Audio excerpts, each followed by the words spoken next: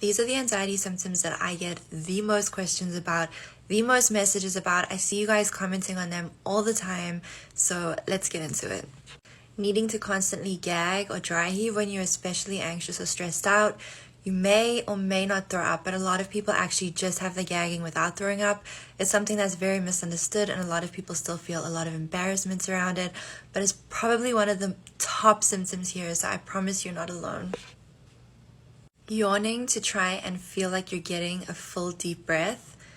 I still struggle with this one sometimes, and it's one of my worst ones as well.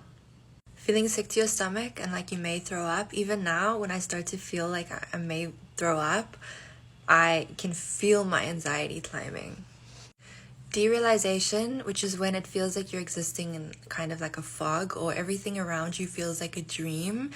And depersonalization, that feeling like you don't really feel connected to your body and you don't really recognize yourself, like you look in the mirror and it feels really weird. This one is really, really scary. Any kind of vision issues are a top one around here. I always see comments on it. Blurry vision, spots in your vision, anything with the eyes, eye twitching.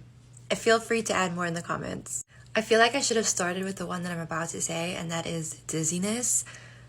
Dizziness is, I would have to say that that's the top one here.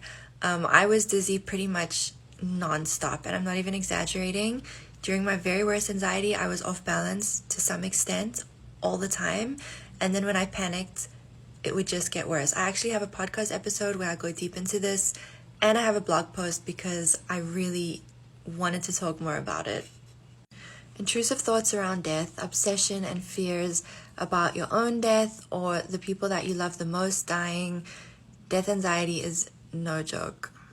Anxiety can cause flu-like symptoms like congestion, an itch in your throat, all the symptoms that we associate with a cold or flu. And the minute you think that you may be sick, especially if you deal with 24/7 anxiety, you're probably going to start panicking. This could probably fall under the previous one, the flu symptoms, but I always talk about this one on its own because there's so many fears around this. Anything with the throat where it feels like you can't swallow or your throat feels really tight, like there's a band around it, and you start to think that you're having an allergic reaction or you can't get a proper breath.